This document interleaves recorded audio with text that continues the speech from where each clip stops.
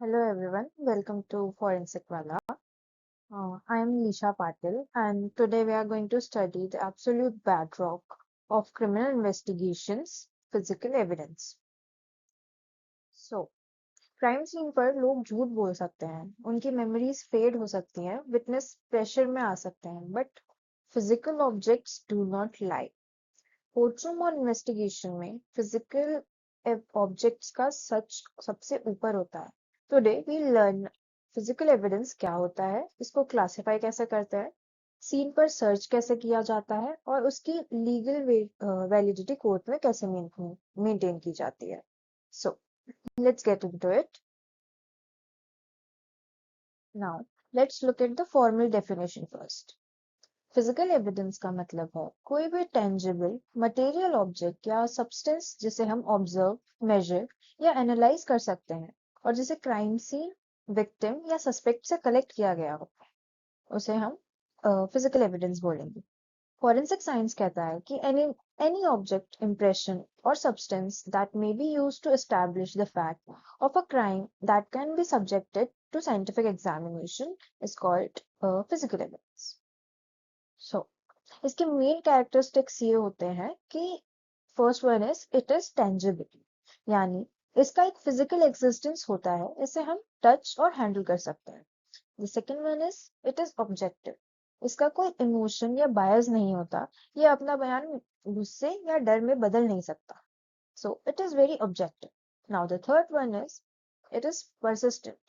Verbal testimony की तरह ये कोर्ट में मुकर नहीं सकता, it can not be changed or altered. So, and the fourth one is it can be scientifically tested. इसे हम लैब में वेरीफाई और कंपेयर कर सकते हैं। So these were the so this is the main definition of physical evidence and its key characteristics. Now, the importance of physical evidence.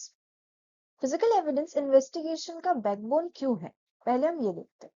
पहला, ये corpus डेलिक्टाई establish करता है, यानी बॉडी ऑफ द क्राइम।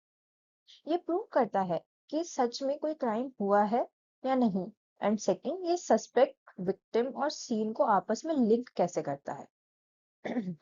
सो अब अगर हम देखें तो लोकार्ट्स एक्सचेंज प्रिंसिपल, यहाँ आता है फॉरेंसिक साइंस का सबसे बड़ा रोल, क्योंकि Locard's exchange principle sir doctor Edmond Locard ने कहा था, every contact leaves a trace. जब भी कोई क्रिमिनल किसी क्राइम सीन के कांटेक्ट में आएगा तो वो वहां से कुछ लेकर जाएगा या वहां कुछ छोड़कर जाएगा। ये exchange microscopic fibres, hair, soil या फिंगरप्रिंट्स के रूप में हो सकता है, और यही हमारी इन्वेस्टिगेशन का बेस होता है। And now, if we classify the types of evidence that we can find, so let's see. Now, the types of physical evidence. So crime scene पर मिलने वाला एविडेंस बहुत वेरिड होता है, एक पूरी गाड़ी से लेकर एक छोटा सा इनविजिबल हेयर फाइबर तक। इसलिए फोरेंसिक साइंस में हम इसे 7 मेजर कैटेगरीज में डिवाइड करते हैं। सो these are, first one is biological and serological evidence, trace evidence, impression evidence, documentary and digital evidence, firearms and tool mark evidence, chemical and toxicological evidence, and pattern evidence. Each category has its own collection protocols, packaging requirements, and analytical techniques. Now we'll see them. Now, our first type is biological and serological evidence. Biological evidence का मतलब है living origin से आने वाला material. ये सबसे खतरनाक और पावरफुल एविडेंस होता है, क्योंकि इसमें होता है डीएनए, जो हर इंसान का अपना एक यूनिक होता है। For example, blood stains, sexual assault cases sexual assault cases में सीमेन, सिगरेट बट्स या ग्लास पर लगा सलाइवा। और हेयर, अगर रूट है तो उसमें हमें न्यूक्लियर डीएनए मिलेगा, और अगर शाफ्ट मिल रही है तो उसमें हमें माइटोकॉन्ड्रियल डीएनए मिलेगा। इवन टच डीएनए जो हमारे स्किन से छूट जाता है, वो भी हमें मिल सकता है इसमें। तो सबसे ज्यादा इसमें क्रूशियल चीज होती है, वो होती है इसका कलेक्शन। जो बायोलॉजिकल एविडेंस होते हैं वो मॉइस्चर और हीट से बहुत जल्दी खराब यानी डिग्रेड हो सकते हैं, तो इससे कभी भी प्लास्टिक बैग में पैक नहीं करना चाहिए। क्यों? क्योंकि प्लास्टिक मॉइस्चर को ट्रैप करता है, जिससे फंगस एंड मोल्ड बनने का खतरा ज्यादा होता है। तो और इसके कारण जो हमारा डीएनए होता है वो डिस्ट्रॉय हो सकता है। So always air dry it and pack it in a paper packaging. Now our next type is the trace evidence. Trace evidence का मतलब है माइक्रोस्कोपिक फ्रेगमेंट्स जो कांटेक्ट के दौरान ट्रांसफर होते हैं। ये लोकार्ट्स प्रिंसिपल का डायरेक्ट एप्लीकेशन है। कपड़ों के फाइबर्स, टूटे हुए विंडो के glass fragments, hit and run cases में कार का पेंट चिप या सस्पेक्ट के जूतों पर लगी हुई मिट्टी यानी सॉइल, इसमें इवन गनशॉट रेसिड्यूज भी आता है जो गोली चलने पर हाथों पर बच जाता है। इसका कलेक्शन रूल सबसे मेन ये है कि ट्रेस एविडेंस को टेप लिफ्ट्स, ट्वीजर्स या स्पेशलाइज्ड स्वॉप्स से कलेक्ट करके रखना चाहिए। जो जीएसआर को गोली चलाने के 6 घंटे के अंदर कलेक्ट करना जरूरी हो जाता है। इसके लिए कार्बन एडहेसिव स्टब्स यूज होते हैं। Now next type is our impression evidence. So impression evidence तब बनता है जब एक ऑब्जेक्ट दूसरे ऑब्जेक्ट पर प्रेशर डालकर अपना मार्क या पैटर्न छोड़ देता है। We divide this into two main types. The first one is 2D impressions that are flat, and second one is 3D impressions that are molded. सो ये फ्लैट जो हमारा 2D इम्प्रेशंस होता है वो ये जो है वो फ्लैट सरफेसेस पर होते हैं, जैसे स्मूथ ग्लास पर हमारा फिंगरप्रिंट या डोर पर ईयरप्रिंट। इन्हें ऑब्लिक लाइटिंग से फोटोग्राफ कर यह- इसे ऑब्लिक लाइट से फोटोग्राफ किया जा सकता है इन्हें। और जो हमारे केमिकल पाउडर्स या जेलेटिन लिफ्टर्स है उसी से लिफ्ट किया जाता है। नाउ द 3D इम्प्रेशंस, इनमें डेप्थ होती है जैसे मिट्टी या कीचड़ में जूते का प्रिंट। द फुटवेयर इम्प्रेशंस या टायर ट्रैक्स, इन्हें कास्ट करने के लिए हम प्लास्टर ऑफ पेरिस नहीं बल्कि डेंटल स्टोन का यूज करते हैं जो ज्यादा ड्यूरेबल होता है एंड मोल्डेड जो हमारे इम्प्रेशन है उसका ज्यादा इंफॉर्मेशन वो प्रोवाइड करता है। Now our next type is documentary and digital evidence. Documentary evidence में suicide notes, ransom notes, cheques या फेक पासपोर्ट्स आते हैं। क्वेश्चन डॉक्यूमेंट एग्जामिनर्स उसे ink chemistry, paper type and handwriting features के हिसाब से चेक करते हैं। नाउ आजकल के जमाने में डिजिटल एविडेंस उतना ही इम्पोर्टेंट है जितना physical evidence. Mobile phones, CCTV footages, GPS data and hard drives में डिजिटल एविडेंस हम इनको मान सकते हैं। बट डिजिटल डेटा बहुत ज्यादा वोलेटाइल होता है, एक टच से बदल सकता है, इसलिए हम इसमें राइट ब्लॉकर्स यूज करते हैं ताकि ओरिजिनल डेटा ऑल्टर ना हो। और उसकी इंटीग्रिटी प्रूव करने के लिए हम क्रिप्टोग्राफिक हैश वेरिफिकेशन करते हैं। हैश वेरिफिकेशन के लिए MD5 एंड SHA-256 यूज होता है। So, our next type is firearms, chemical and pattern evidence. So, first one is firearm and tool mark evidence. तो firearm evidence में bullets, cartridge cases और weapon आते हैं। गोली चलाने पर गन की बैरल बुलेट पर माइक्रोस्कोपिक लाइंस छोड़ देती है जिसे हम स्ट्राइएशंस कहते हैं। इससे एग्जैक्ट वेपन ट्रेस हो सकता है। और next one is chemical evidence. इसमें ड्रग्स, टॉक्सिक पॉइजन्स और आर्सन के केसेस में गैसोलीन और केरोसिन एक्सेलरेंट्स आते हैं। इसमें पैटर्न एविडेंस का बेस्ट एग्जांपल है blood stain pattern analysis, that is BPA। Blood drops का साइज, शेप और डायरेक्शन को देखकर पूरी क्राइम सीन की ज्योमेट्री और सीक्वेंस रिकंस्ट्रक्ट की जा सकती है। Now we'll see about our class and individual characteristics. So first one is our class characteristic. Forensic lab में जब कोई एविडेंस आता है तो सबसे पहले हम दो चीजें देखते हैं, उसकी क्लास कैरेक्टरिस्टिक्स और इंडिविजुअल कैरेक्टरिस्टिक्स। पहले बात करते हैं हम क्लास कैरेक्टरिस्टिक्स की। ये वो प्रॉपर्टीज है जो किसी एक स्पेसिफिक ऑब्जेक्ट की नहीं बल्कि एक पूरे ग्रुप या कैटेगरी ऑफ ऑब्जेक्ट की होती है। ये मास मैन्युफैक्चरिंग या डिजाइन से आती है। क्लास कैरेक्टरिस्टिक्स से हम ये बोल सकते हैं कि ये गोली 9 mm की गन से चली है, पर हम ये नहीं बोल सकते कि ये गोली इसी स्पेसिफिक गन से चली है। ये सस्पेक्ट पूल को छोटा करने में यानी नैरो डाउन करने में काम आता है, पर पॉजिटिव आइडेंटिफिकेशन में नहीं। Now these are some of the examples for class characteristics. So first one is footwear. So shoe size और आउटसोल का ट्रेंड डिजाइन, अगर मार्केट में 1 लाख नाइकी के जूते हैं तो उन सबका डिजाइन और साइज सेम होगा। ये क्लास कैरेक्टरिस्टिक्स है।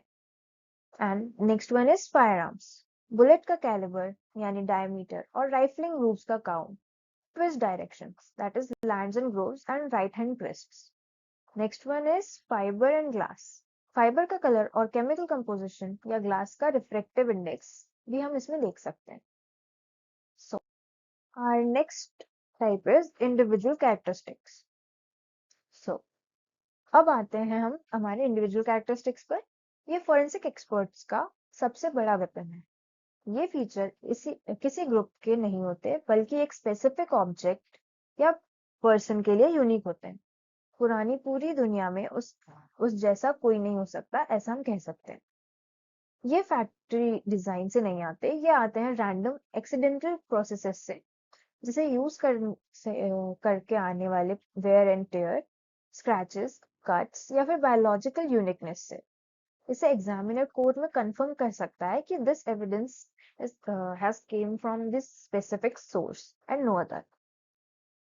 इसके मेन एग्जांपल्स यानी हो सकते हैं, first one is fingerprints. Fingerprints के अंदर जो रिच डिटेल्स होती है लाइक बाइफिकेशन, रिज एंडिंग्स, आई, हुक, इन्हें माइन्यूशिया कहते हैं। एंड ये जो माइन्यूशिया कैरेक्टरिस्टिक्स होते हैं, ये किसी भी दो लोग में सेम नहीं हो सकते।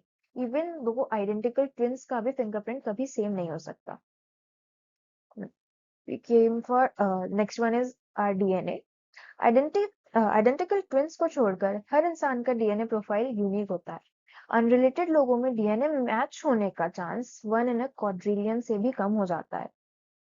Now the next one is bullet striations. गोली चलने पर गन बैरल के अंदर की मैन्युफैक्चरिंग डिफेक्ट्स और फ्रिक्शन से बुलेट पर यूनिक माइक्रोस्कोपिक स्क्रैचेस पड़ते हैं, जो सिर्फ और सिर्फ उसी एक गन के होते हैं। Now, the next one is our footwear pattern। So, जूतों को लगातार पहनने से जो नेक्स, कट्स और डैमेज उसके सोल पर आते हैं, वो उसे यूनिक बना देते हैं। Even a person's weight can affect our footwear। And the last one is handwriting। So, individual letter forms, pen pressure, spacing किसी भी इंसान के लिखने के तरीके को यूनिक बनाता है। एंड ये पूरे अपनी एडल्टहुड में डेवलप होता रहता है। So, if we compare class and individual characteristics side by side, so हम अगर देखें तो class characteristics जो होती है वो shared by a group होती है। इसमें जो origin होता है वो manufacturing design का होता है, and it could have come from a particular source, और ये suspect pool को narrow करने में काफी help करता है। On the other hand, individual characteristics unique to one source और person होते हैं। ये रैंडम वेयर टियर और बायोलॉजी से में बेस्ड होते हैं। And these came from this specific source, हम ये कह सकते हैं। और ये पॉजिटिव आइडेंटिफिकेशन होता है, ये सबसे स्ट्रॉन्गेस्ट आइडेंटिफिकेशन में माना जाता है। सो फॉरेंसिक स्ट्रेटजी सबसे ज्यादा सिंपल होती है कि पहले हमेशा क्लास कैरेक्टरिस्टिक्स मैच करके बाकी चीजों को एलिमिनेट करना है, एंड देन फिर इंडिविजुअल डिटेल्स ढूंढकर कल्प्रिट को आइडेंटिफाई करना है। Now, our next topic is crime scene searching methods। So, evidence को ढूंढना कोई रैंडम काम नहीं है, ये एक सिस्टमैटिक प्रोसेस है। अगर बिना प्लान के सीन पर घूमेंगे तो एविडेंस पैरों के नीचे क्रश हो जाएगा या कंटामिनेट हो जाएगा। इसलिए सर्चिंग से पहले प्री सर्च प्रोटोकॉल्स फॉलो करना बहुत ज्यादा जरूरी होता है। सो इसमें हमें सीन को सिक्योर करना पड़ता है पेरीमीटर बना के।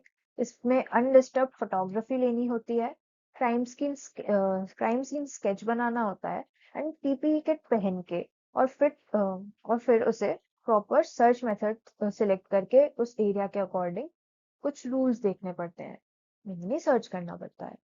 सो द मेन रूल जो हमें याद रखना है कि जब तक फोटो और स्केच ना हो जाए किसी एविडेंस को टच नहीं करना है।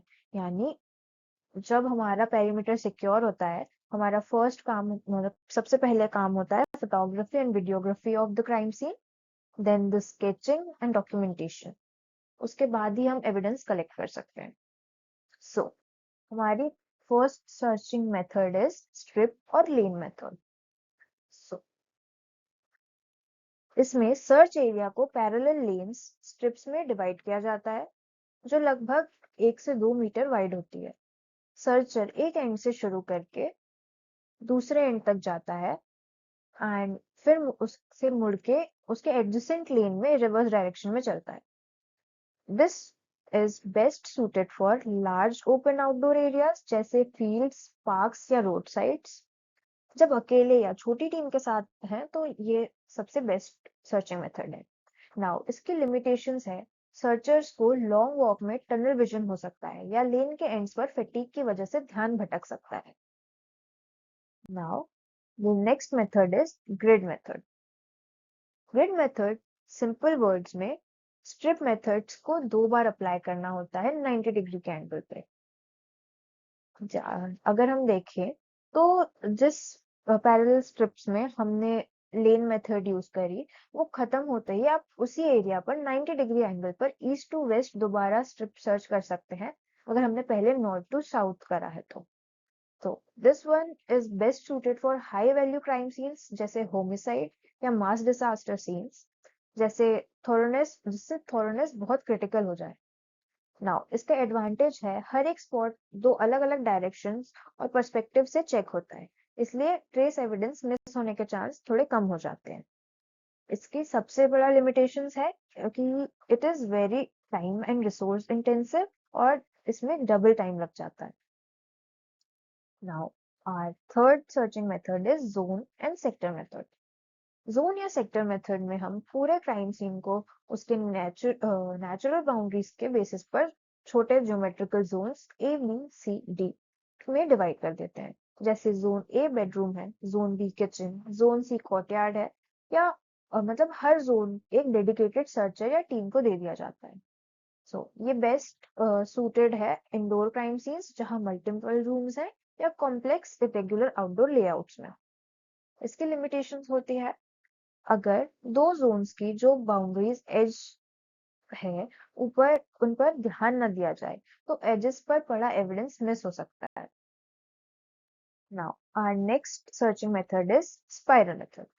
स्पाइरल मेथड में सर्चर एक कंटिन्यूअस सर्कुलर पाथ में मूव करता है। इसके 2 वेरिएंट्स होते हैं, invert spiral and outward spiral. Invert spiral में आउटर बाउंड्री से शुरू करके सर्कल छोटा करते हुए सेंटर की तरफ आना पड़ता है। ये तब बेस्ट है जब हमें पता हो कि सेंटर में कोई मेन एविडेंस है जैसे कि एक dead body. Now for the outward spiral centre से शुरू करके सर्कल बड़ा करते हुए पेरीफेरी तक जाना होता है। So this whole searching method is best suited for circular areas या रूम जहां शार्प कॉर्नर्स नहीं होते। इवन जो ड्राउनिंग केसेस होते हैं वहां पर भी स्पाइरल मेथड यूज की जाती है और जब सिंगल सर्चर काम कर रहा हो तो ये बेस्ट सूटेड है। नाउ इसके लिमिटेशंस होते हैं कि बिना मार्कर्स के 2 लूप्स के बीच में बराबर डिस्टेंस यानी कि इक्वल स्पेसिंग मेंटेन करना बहुत मुश्किल हो जाता है, ये इसका मेन लिमिटेशन है। Now our next searching method is wheel or ray method. Wheel या रे मेथड का डिजाइन साइकिल के पहिए जैसा होता है, यानी साइकिल के व्हील जैसा होता है। इसमें एक सेंटर फोकल पॉइंट फिक्स किया जाता है जैसे कि एक बॉडी या कोई एक्सप्लोजिव। सर्चर्स उसे सेंटर से शुरू करके स्ट्रेट लाइंस यानी स्पोक्स में बाउंड्री की तरफ वॉक करते हैं। बेस्ट सूटेड है ओपन फील्ड्स जहां एक सिंगल डोमिनेंट सेंटर पॉइंट हो। और लिमिटेशंस है, ज्योमेट्री को ध्यान से देखिए, जैसे जैसे सर्चर्स बाउंड्री के पास जाएंगे जो 2 स्पोक्स के बीच का गैप है वो बढ़ता जाएगा। इसका मतलब पेरीफेरी पर एरिया डेंस नहीं होता और वहां एविडेंस मिस हो सकता है। Now our next searching method is random और link method. So random search कोई ज्योमेट्रिकल पैटर्न फॉलो नहीं करता, ये इन्वेस्टिगेटर को एक्सपीरियंस के हिसाब से और उसके इंट्यूशन पे चलता है जहां स्पीड जरूरी हो। And the link method is point two point method. ये ज्योमेट्रिक नहीं बल्कि एक लॉजिकल सर्च है। इन्वेस्टिगेटर क्राइम की स्टोरी को फॉलो करता है, like the point of entry, the struggle area, weapon drop location, escape route and point of exit. हम सिर्फ उस चेन ऑफ इवेंट्स के रास्ते पर एविडेंस ढूंढते हैं। Now, this is the quick reference summary of all the searching methods. ये slide आपके एग्जाम्स के लिए एक चीट शीट जैसा है, पैटर्न्स और उनके बेस्ट एप्लीकेशन यूज केसेस को यहाँ से डायरेक्ट रिवाइज कर सकते हैं आप. Now, these are the pictures or the visual representation of searching methods. First, we have the lane or strip method. The second is spiral. जो लेफ्ट साइड में दिख रहा है वो लिंक मेथड है, जो एविडेंस से स्टार्ट होके पॉइंट ऑफ एग्जिट तक जाता है. Then we have the grid method, and the last one is the zonal method. Now, evidence collection and documentation. Evidence मिलने के बाद कलेक्शन के रूल्स स्ट्रिक्ट हो जाते हैं. क्लोजअप फोटो हमेशा लेनी चाहिए एक स्केल और रूलर के साथ. क्रॉस कंटामिनेशन से बचने के लिए हर एक नए एविडेंस के लिए नए फ्रेश ग्लव्स पहनना चाहिए. पेपर पैकेजिंग बायोलॉजिकल मटेरियल्स के लिए और air tight jars chemical evidence के लिए यूज होते हैं. पैकेज को पैक करके उस पर साइन, डेट और टाइम लिखकर जो हमारा एविडेंस है उसे सील लगाना मैंडेटरी हो जाता है. Now the chain of custody. तो अब आते हैं हम फॉरेंसिक के सबसे बड़े लीगल एसेट पर, that is chain of custody. मान लीजिए आपने लैब में परफेक्ट डीएनए टेस्ट किया जो सस्पेक्ट को मैच कर गया, पर अगर डिफेंस लॉयर ने कोर्ट में ये प्रूव कर दिया कि लैब तक आते आते ये सैंपल किस किस के पास था, इसका कोई रिकॉर्ड नहीं है, कोई जज तो जज उस एविडेंस को डिस्कार्ड कर सकता है. मतलब अगर हम माने तो हमारा एविडेंस जो है वो इनएडमिसिबल हो जाएगा कोर्ट में. तो चेन ऑफ कस्टडी एक क्रोनोलॉजिकल है, step by step paper trail होता है जो रिकॉर्ड करता है कि एविडेंस कब, किसके और कब से, मतलब किसकी कस्टडी में था, किसने ट्रांसफर किया, किसने एनालाइज किया और कहाँ स्टोर हुआ. ये सीन से लेकर कोर्ट तक अनब्रोकन होना चाहिए. Now, the chain of custody have some main elements. So, एक complete chain of custody form में 4 main elements होते हैं. Identification, ये unique item number और exact description को show करता है. The second one is collection data. इसमें date, time, exact location और collection officer का badge number होता है, plus उनके sign. और पैकेजिंग में किस कंटेनर में हर और टेम्पर एविडेंट सील की गई है. Now last one is transfer records. सबसे इंपॉर्टेंट पिछले हैंडलर का सिग्नेचर, उसका रिलीजिंग और नए हैंडलर का सिग्नेचर यानी उसका रिसीविंग विद एग्जैक्ट डेट और टाइम उसमें होना चाहिए. नाउ अब हम देखते हैं चेन ऑफ कस्टडी के documentation and it's process. So evidence का साइकिल स्टेप बाय स्टेप चलता है. सीन पर डिस्कवरी, देन उसका डॉक्यूमेंटेशन, उसकी सीलिंग, उसका जो ट्रांसपोर्टेशन है to the lab and lab analysis scientist के साइन के साथ, secure storage under lock and key, then the last one is court presentation. हर स्टेज पर हैंडलर को साइन और डेट मेंशन करना पड़ता है फॉर्म और उसके पैकेजिंग दोनों पर. Now the chain of custody and its integrity and breaks. So break in the chain कब होता है? अगर कोई अनलॉक्ड ट्रांसफर हो बिना साइन के दे दिया हुआ. अगर किसी रिसीवर ने बिना साइन के वो एविडेंस रिसीव कर लिया है या सेंडर ने अपना सिग्नेचर नहीं किया है सेंड करते हुए, तो वो टाइमलाइन में गैप आ जाते हैं या टेम्पर हो जाता है उस चीज को. तो इस पे जो डिफेंस लॉयर है वो लूप होल ढूंढ के मोशन टू सप्रेस फाइल कर देता है और जज एविडेंस को ट्रायल से एग्जीक्यूट यानी इनएडमिसिबल कर देता है. रियल वर्ल्ड का सबसे बड़ा एग्जाम्पल है ओजे सिम्पसन ट्रायल जो 1995 का है, जहां ब्लड एविडेंस का चेन ऑफ कस्टडी खराब होने की वजह से पूरा केस ही बदल गया था.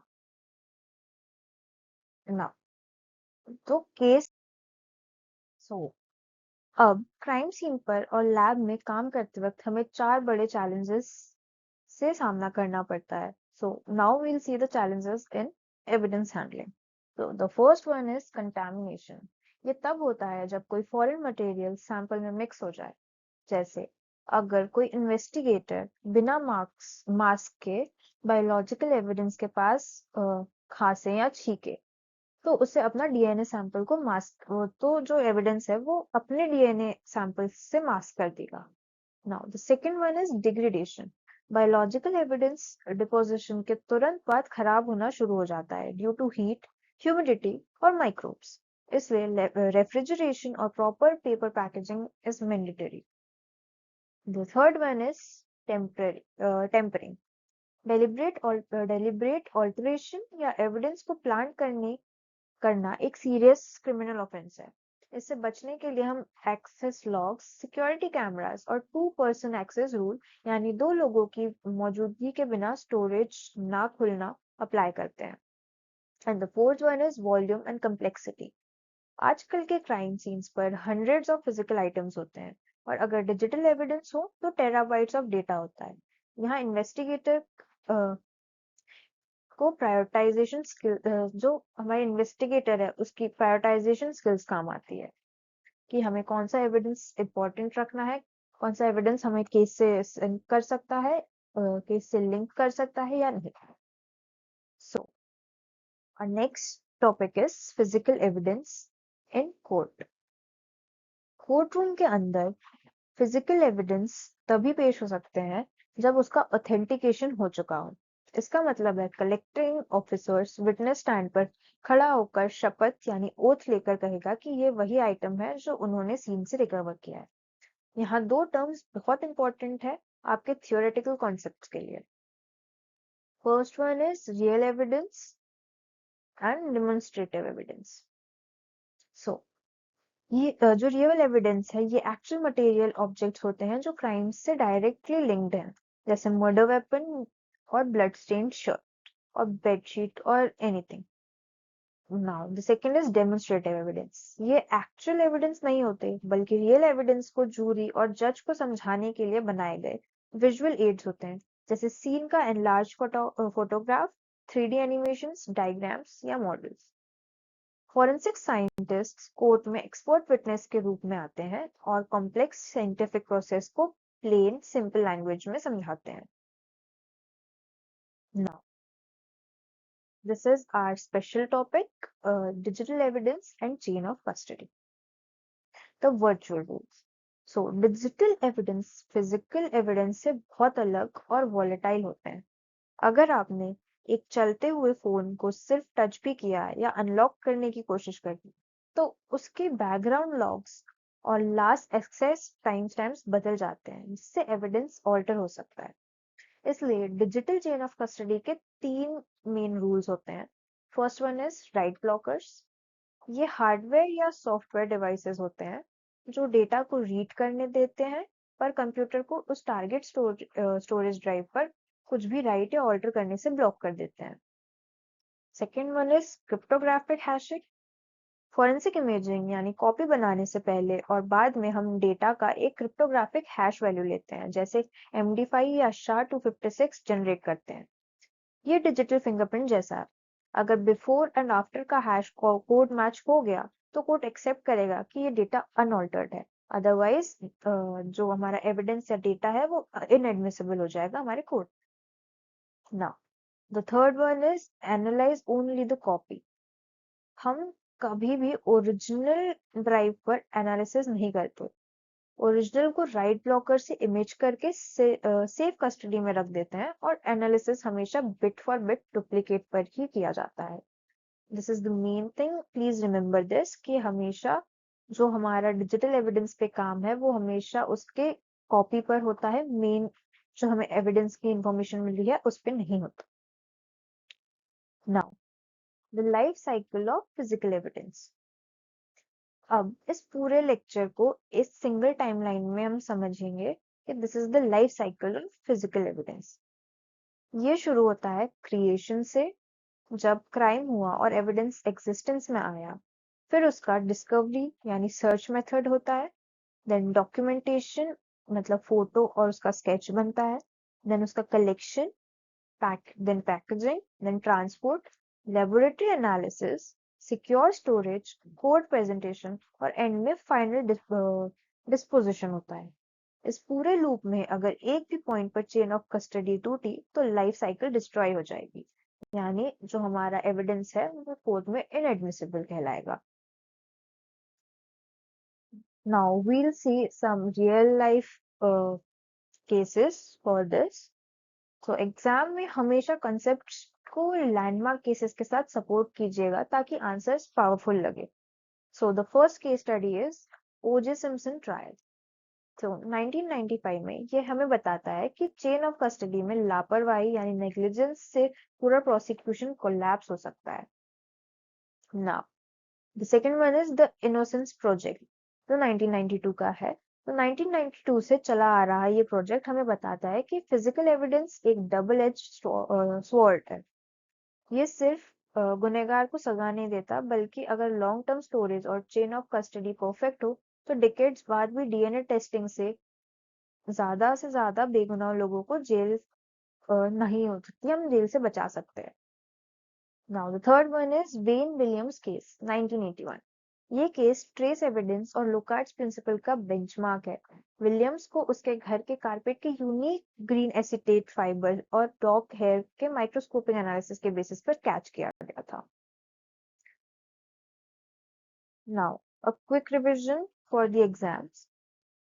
So these are some of the most must known definitions. So physical evidence, any tangible object scientifically linking person to crime.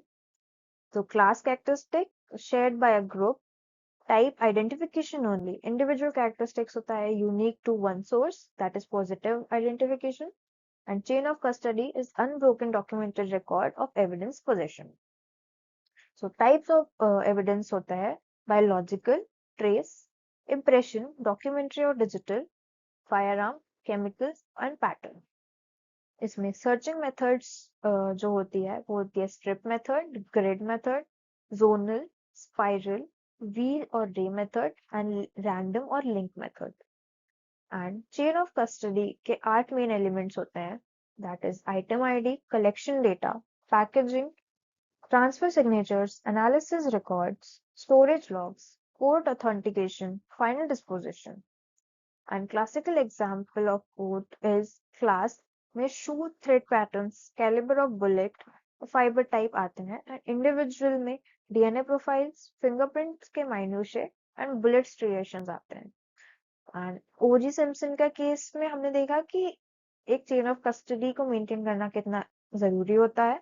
And लुकार्ट्स principal में फाउंडेशन ऑफ जो हमें दिया है तो वो हमें फाउंडेशन ऑफ ट्रेस एविडेंस दिया है।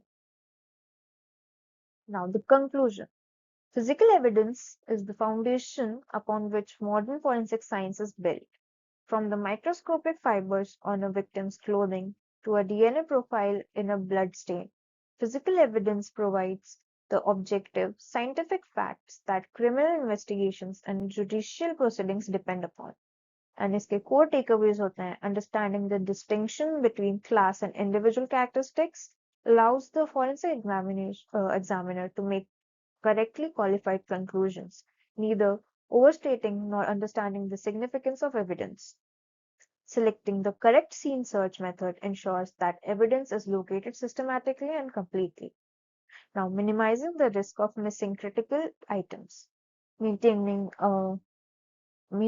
an unbroken chain of custody is not a bureaucratic formality. It is the legal and scientific guarantee that the evidence presented in court is exactly what was collected at the scene. And the three pillars are the scientific collection, accurate classification, and rigorous chain of custody. These all work together. A failure in any one pillar can undermine the entire investigative and prosecutional effort. Forensic science done right is the truest form of justice. These are some of the references जिससे आप पढ़ सकते हैं. And now, this was our take on physical evidences. So, thank you.